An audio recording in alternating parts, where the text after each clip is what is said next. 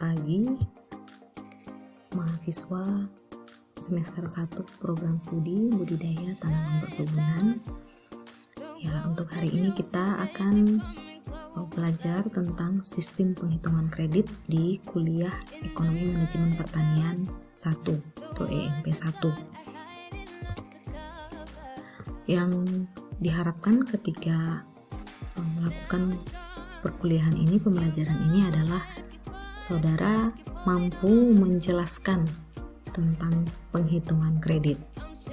Ya, ketika nanti saudara lulus menjadi asisten kebun atau juga menjadi seorang wirausaha, saudara tahu bagaimana menghitung kredit ketika saudara ingin melakukan pinjaman untuk membuka usaha atau juga pinjaman sebuah perusahaan kepada pihak bank atau lembaga perkreditan. Di dalam penghitungan kredit yang perlu saudara tahu, ada 3 metode umumnya yang dilakukan atau yang diajukan oleh satu pihak bank. Yang pertama ada dengan menggunakan bunga flat, yang kedua ada dengan bunga efektif atau disebut dengan sliding rate, dan ada juga dengan bunga anuitas. Ya, kita akan membahas satu persatu tentang metode penghitungan kredit ini. Yang pertama adalah kita pelajari dulu tentang bunga tetap, di mana bunga tetap ini yang saudara harus perlu tahu bunganya dan juga jumlah angsurannya setiap bulannya itu akan tetap.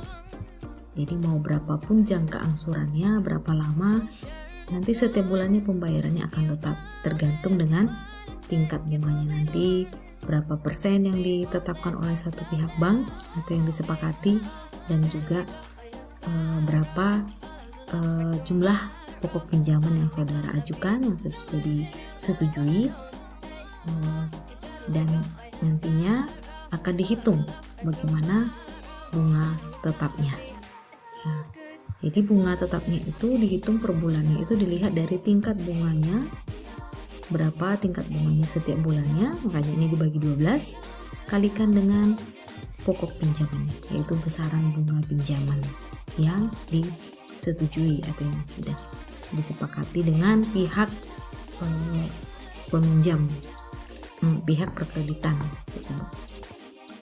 Contohnya adalah misalnya nih ibu melakukan pinjaman sebesar 240 juta dari bank BNI. Jangka waktu kreditnya 2 tahun dan tingkat bunganya 5% per tahun secara flat. Berapakah angsuran per bulannya yang harus ibu bayar? Pertama sekali kita hitung dulu angsuran pokoknya. Angsuran pokoknya pasti setiap bulannya akan sama.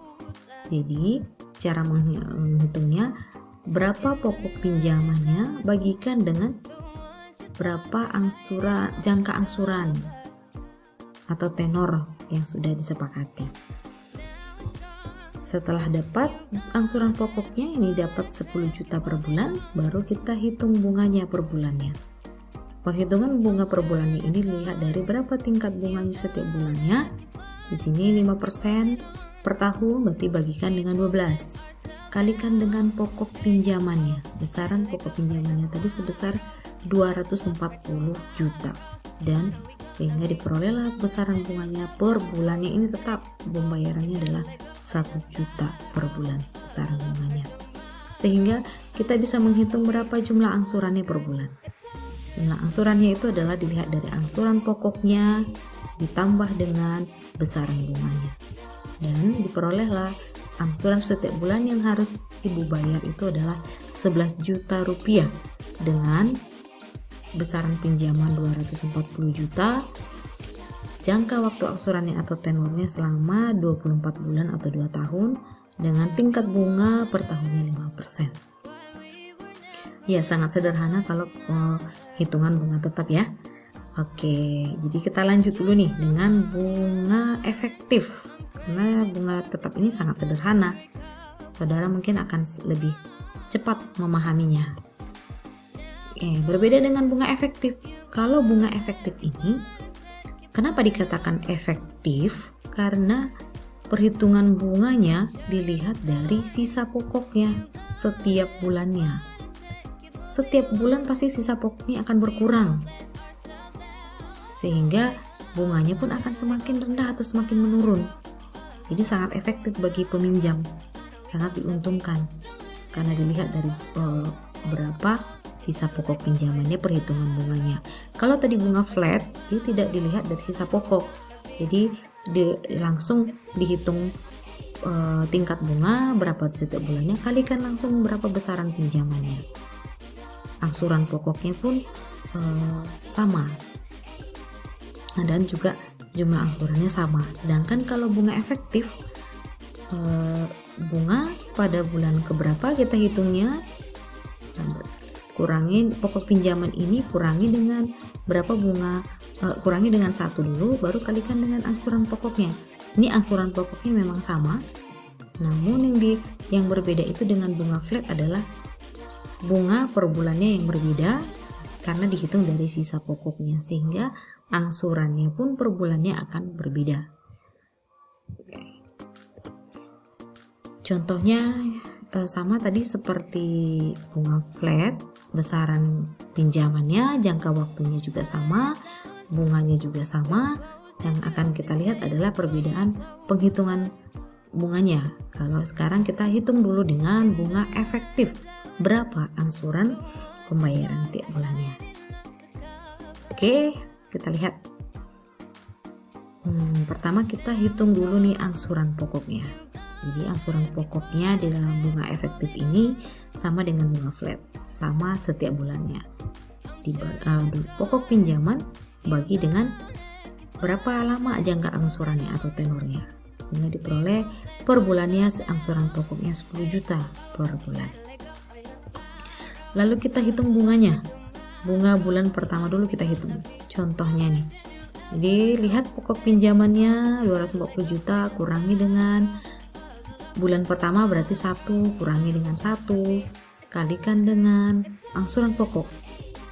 Setelah itu kalikan dengan tingkat bunganya setiap bulannya, 5% per 12.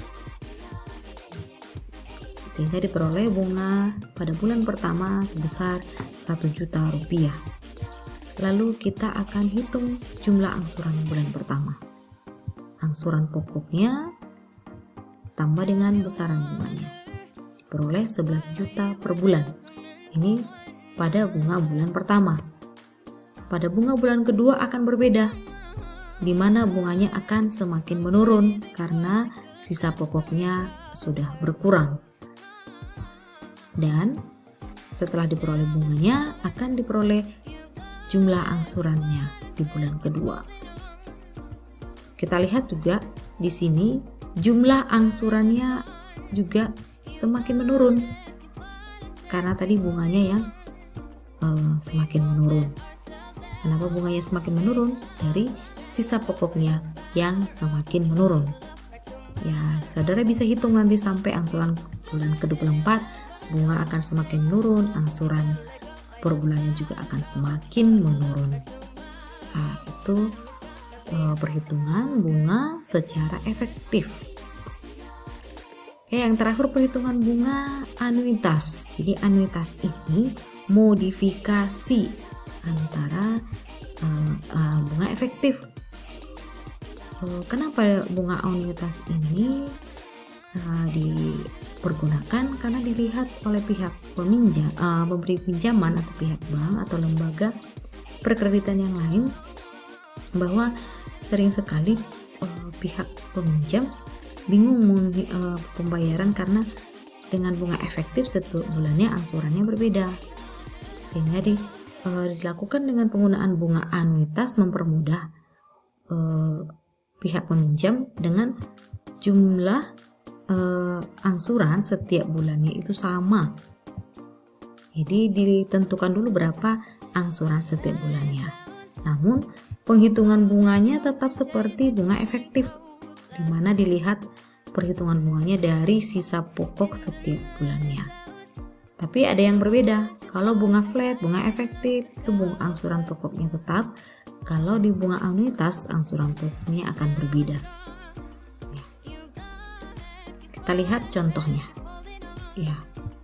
Untuk menghitung jumlah angsuran per bulannya, kita bisa menghitung dengan pokok pinjaman dikalikan dengan tingkat bunganya setiap bulannya, lalu kalikan dengan tingkat bunga ditambah dengan 1, pangkatkan dengan jangka angsurannya berapa lama, lalu bagi dengan 1 ditambah tingkat bunganya setiap bulannya, pangkatkan dengan berapa jangka angsurannya, lalu kurangi dengan 1. Ya, jadi dilihat dulu berapa angsurannya per bulan, tentukan dulu berapa angsuran per bulan. Ya, dari contoh ini angsuran per bulannya diperoleh 10.529.126 rupiah per bulan. Jadi dari angsuran pertama sampai nanti angsuran ini jangka angsurannya selama 24, berarti sampai angsuran ke-24 tetap sama angsurannya, jumlah angsurannya. Namun bunganya yang berbeda. Bunga bulan pertama kita hitung dari 5% tingkat bunganya ini bagi dengan 12. Karena ini masih bunga bulan pertama, berarti dilihat dari pokok pinjaman 240 juta rupiah. Lalu diperolehlah bunga bulan pertama 1 juta rupiah. Ya, dari bunga ini kita bisa menghitung angsuran pokoknya. Tadi jumlah angsurannya sudah ditentukan sama setiap bulannya. Dari perhitungan tadi yang sudah kita hitung, sehingga diperoleh angsuran pokok bulan pertama itu jumlah angsurannya dikurangi dengan bunga yang pertama, sehingga diperolehlah angsuran pokoknya 9.529.126 rupiah. Dari angsuran pokok kita hitung sisa pokoknya. Sisa pokok bulan pertama lihat dari pokok pinjamannya kurangi dengan angsuran pokok bulan pertama, sehingga diperolehlah sisa pokoknya. Dari sisa pokok ini kita bisa hitung ke bunga bulan kedua, di mana hitung sisa bunganya ini adalah dari sisa pokoknya dari bulan sebelumnya, lalu diperolehlah bunganya. Kita lihat bunganya semakin menurun, karena sisa pokoknya juga menurun. Namun angsuran pokoknya juga akan berubah. Ya, dan angsuran pokoknya di bulan kedua sebesar 9.568.201. Ya, di sini angsuran pokoknya nanti akan semakin bertambah karena tadi angsuran bunganya menurun. Jadi ini kebalikan dari efektif dan juga bunga flat. Karena ini pertama kali ditetapkan dulu berapa angsurannya setiap bulannya, baru dihitung bunga, dihitung angsuran pokok, baru dihitung sisa pokoknya. Demikian nanti seterusnya saudara bisa menghitung sampai angsuran yang terakhir, yaitu angsuran ke-24. Jangka angsurannya adalah 2 tahun. Ya, ini sisa pokok bulan keduanya 220.902.673. Oke, demikian untuk penjelasan Ibu dari sistem penghitungan kredit ini.